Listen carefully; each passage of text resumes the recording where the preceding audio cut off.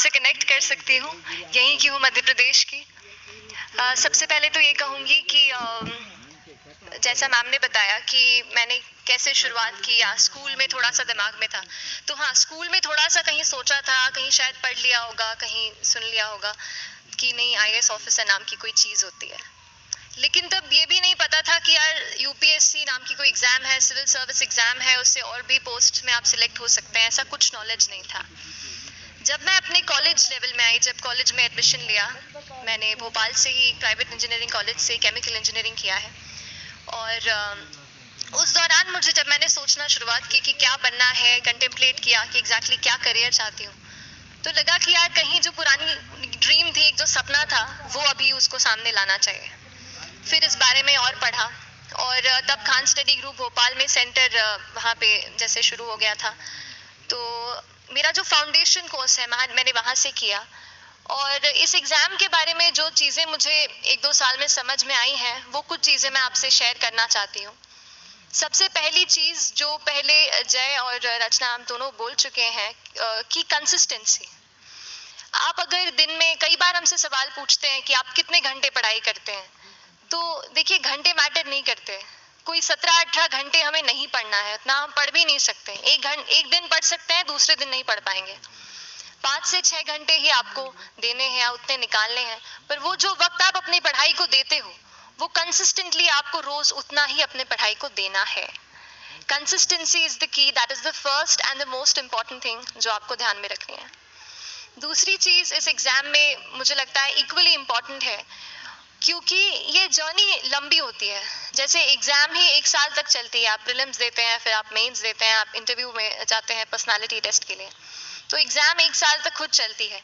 उसके पहले मान लीजिए आप 1-1.5-2 साल पहले से प्रिपेयर कर रहे हो, तो ये जर्नी काफी लंबी रहती है। उस जर्नी में मेंटली अपने आप को मोटिवेट रखना, अपने आप को बूस्ट करते रहना, वो भी इक्वली इंपॉर्टेंट है। और इसीलिए अपने आप पर भरोसा बेहद जरूरी है।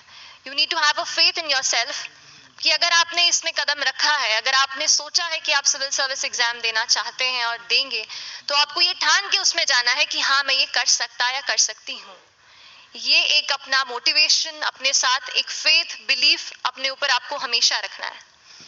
कमिंग टू प्रेपरेशन की कैसे तैयारी करनी है, बहुत सारी बातें आप सुन चुके हैं कि आंसर राइटिंग में कैसे करना होता है, आंसर राइटिंग का स्ट्रक्चर कैसा होना चाहिए। तो मैं शुरू में सबसे पहले ये कहूंगी कि मेरे प्रिपरेशन का बेस 2 चीजें रही। पहला था करंट अफेयर्स। करंट अफेयर्स इसलिए मैंने उसको उसी से शुरुआत की क्योंकि करंट अफेयर्स सबसे इंटरेस्टिंग पार्ट होता है। कई बार आपको हिस्ट्री कभी बोरिंग लगेगी, कई बार आपको लगेगा ज्योग्राफी इतना, कभी हर किसी के अपने अपने फेवरेट्स होते हैं। तो मुझे वो 2 सब्जेक्ट्स लगते थे कि यार इतना मन नहीं करता है। लेकिन न्यूज़पेपर्स और करंट अफेयर्स में जो भी नया चल रहा है, वो मुझे हमेशा इंटरेस्टिंग लगता था। इंटरनेशनल रिलेशंस में क्या हो रहा है, क्या सोशल रियलिटीज है, कहाँ क्या हुआ, उसका क्या इम्पैक्ट पड़ेगा एडमिनिस्ट्रेशन पे और हमारे कंट्री पे, तो उसको आप अपना एक बेस बना सकते हो। आप करंट अफेयर्स बेस्ड प्रिपरेशन कर सकते हैं, इसलिए भी क्योंकि अगर आप मेंस एग्जाम देखेंगे तो काफी डायनामिज्म आ गया है, केवल प्रीलिम्स में नहीं बल्कि जनरल स्टडीज पेपर 2, पेपर 3 में भी आप देखेंगे कई सारे ऐसे सवाल हैं जो करंट इवेंट से इंस्पायर्ड होते हैं, उन पे बेस्ड रहते हैं। तो जब आप न्यूज़पेपर बेस्ड, करंट बेस्ड पढ़ाई करते हैं, तो वो आपका प्रिपरेशन वहां से भी कवर हो सकता है। दूसरी जो चीज मैंने जिस पे बहुत फोकस किया, वो थी आंसर राइटिंग।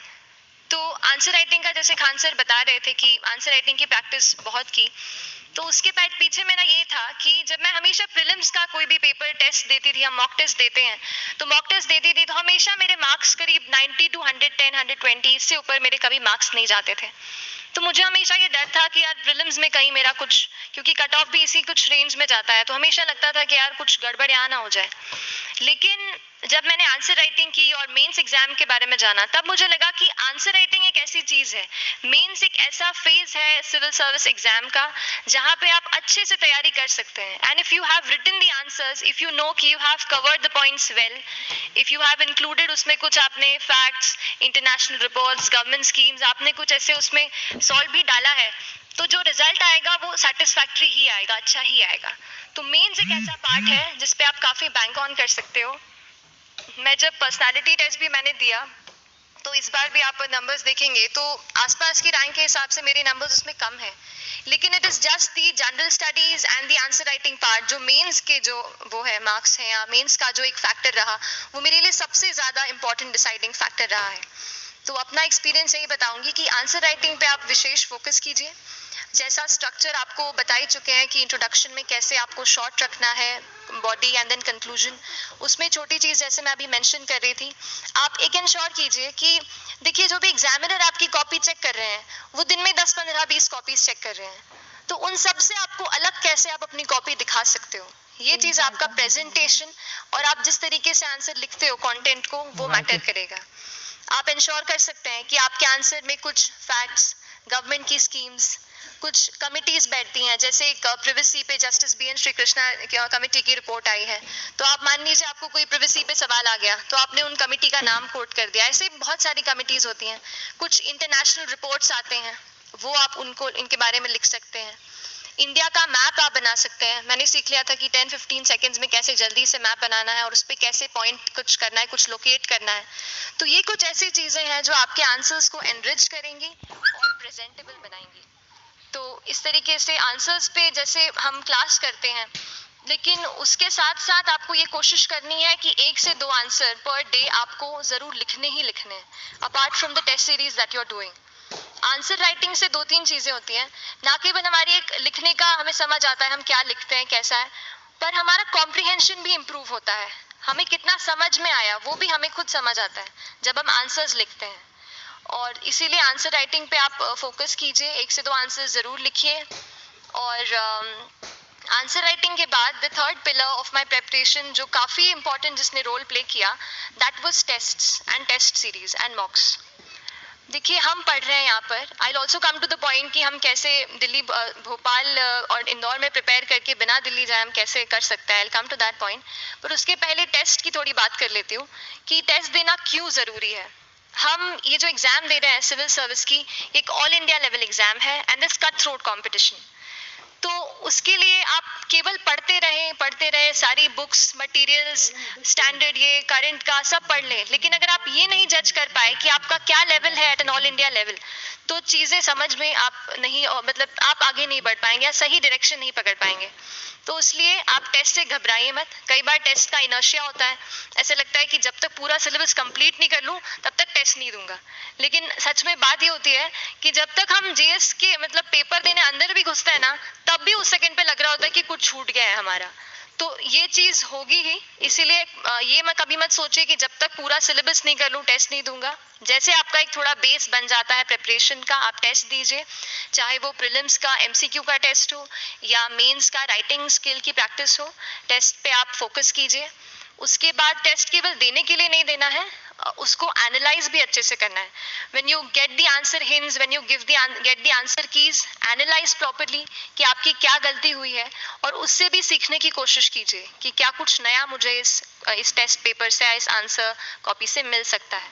तो इस तरह से टेस्ट पे भी आप फोकस कीजिए। And I will come lastly to the point कि जब मैंने प्रिपरेशन शुरू की थी अपने कॉलेज के सेकेंड ईयर थर्ड ईयर आते आते, तो मन में बहुत सारे फियर्स थे। मैं भी एक नॉर्मल फैमिली से हूँ, मेरे फैमिली में किसी ने आज तक सिविल सर्विस का पेपर भी नहीं लिखा था, तो मन में बहुत सारे फियर्स थे, डाउट्स थे, क्या होगा कैसे होगा। तो हो सकता है आपके मन में भी ऐसा हो। और हम जैसे यहाँ रहते हैं, हम सोचते हैं कि दिल्ली जाना तो सबसे ज़रूरी है, उसके बिना तो ये एग्ज़ाम हो ही नहीं सकती। तो उस पर मैं एक चीज़ बताना चाहूँगी कि जैसे केएसजी जैसे इंस्टीट्यूट है, जो फैकल्टी भी हमें वही मिलती है जो दिल्ली में पढ़ा रहे हैं, तो ये एक बहुत पॉजिटिव पॉइंट है कि क्वालिटी का कोई दिक्कत नहीं आएगी। बस एक चीज़ है, आप ज्वाइन करते हैं class, that will only provide you a direction, वो आपका रास्ता दिखा सकते हैं आपको कि इस रास्ते पर आपको चलना है, लेकिन चलना उस रास्ते पे आपको खुद है। You have to work on your own. कभी ये मत सोचे कि मैं वहां नहीं जा पा रहा हूँ तो नहीं हो सकता, यहाँ है, तो हम एक्सक्यूजेस बनाते हैं, कई बार चैलेंजेस आते हैं। तो मैंने कॉलेज के साथ प्रिपरेशन की, तो उसमें भी काफ़ी दिक्कत आती थी, कभी कभार कॉलेज की एग्ज़ाम होती थी तो इसमें मैं अपना उतना वक्त नहीं दे पाती थी। तो उस मोमेंट पे फिर प्लानिंग ने मुझे बहुत हेल्प किया कि हम किस तरीके से अपने कॉलेज के एग्ज़ाम के लिए प्लान कर लें। जैसे मैंने इंजीनियरिंग की है और मुझे पता है कि हम इंजीनियर्स 1 महीने से ज़्यादा पहले से पढ़ते नहीं हैं, पढ़ते हैं क्या? तो वो चीज़ आप ध्यान रख सकते हो, उसको अपना स्ट्रॉन्ग पॉइंट बना सकते हो।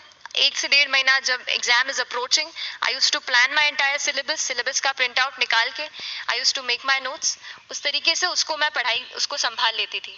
तो whenever you are managing those things together, focus on planning, किस तरीके से आप एक माइक्रो प्लान बनाएं, अपना डेली एक प्लान बनाएं, वीकली टारगेट सेट करें और एक ब्रॉड विजन दिमाग में रखें कि ब्रॉडली आप मंथ्स में क्या कवर करने वाले हैं। अगर आप प्लानिंग अच्छे से करते हैं तो ज्यादातर पोर्शन आपका वहीं से कवर हो जाता है, और जब आप टारगेट्स बनाते हैं, उनको टिक करते हैं, तो एक सेंस ऑफ कंप्लीशन भी आपको मिलता है कि yes I am on the right path और मैं सही जा रहा हूँ या जा रही हूँ। तो इस तरीके से प्लानिंग पे भी इक्वली फोकस कीजिए। एंड बस यही सिंगल बिगेस्ट मैसेज मेरी तरफ से यही रहेगा कि आपने अगर ठान लिया है, अगर आप सोचते हैं कि आप एग्जाम क्रैक कर सकते हैं, तो आपको रोकने वाला और कोई नहीं, आप खुद ही हो सकते हैं। तो खुद आप अपनी रुकावट कभी मत बनिए, एक्सक्यूजेस मत बनाइए। ऑब्स्टिकल जरूर आएंगे, उन्हें आपको चैलेंज करना है, challenges are meant to be challenged. तो सही तरीके से अपने ऑब्स्टिकल्स को हैंडल कीजिए, और इस एग्जाम में अगर आप सही स्ट्रैटेजी रखते हैं तो आप अपने एक अटेम्प्ट में ही इसको क्रैक कर सकते हैं। एंड एनीवेज आप जो भी अटेम्प्ट नेक्स्ट रखते हैं, दिल में यही रखिएगा कि जो ये मेरा नेक्स्ट अटेम्प्ट होने वाला है, ये मेरा बेस्ट अटेम्प्ट होने वाला है। कभी भी इस एग्जाम को हाफ हार्टेडली मत दीजिए कि चलो देख के देखता हूँ कैसा है पैटर्न का एग्जाम का।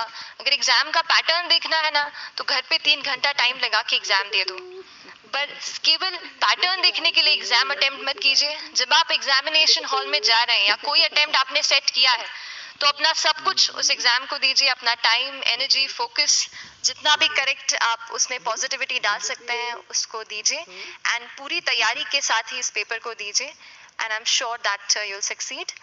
सो till then, all the very best to you and good luck. Thank you so much.